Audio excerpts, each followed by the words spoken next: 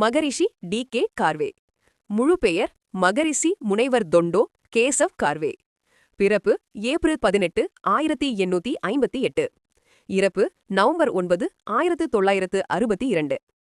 இந்தியாவில் மகளிர் நலனுக்காக போராடிய சமூக சீர்திருத்தவாதி. இவரது நினைவாக மும்பையின் குயின்ஸ் சாலை மகரிஷி கார்வே சாலை என பெயரிடப்பட்டுள்ளது. பெண்களுக்கான கல்வி மேம்பாட்டிற்கும் விதவைகளின் மறுமணம் புரியும் உரிமைக்கான போராட்டத்திலும் முன்னோடியாக விளங்கினார். இவரது சேவையை பாராட்டும் விதமாக இந்திய அரசு நாட்டின் மிக உயரிய குடிமை விருதான பாரத ரத்னா விருதை இவரது 100வது அகவையில் 1958ஆம் ஆண்டு வழங்கி கௌரவித்தது. 1891 to 1914 காலகட்டத்தில் கார்வே பூனேயின் ஃபெர்குசன் கல்லூரியில் கணித விரிவுரையாளராக பணியாற்றினார். ஈஸ்வர சந்திர வித்யாசாகர், ராதாபாய் மற்றும் ஹெர்பர்ட் ஸ்பென்சர் ஆகியோரின் தாக்கத்தால் பெண்களின் கல்வி, விதவைகளின் மறுவாழ்வு போன்றவற்றில் ஈடுபாடு கொண்டவராய் இருந்தார்.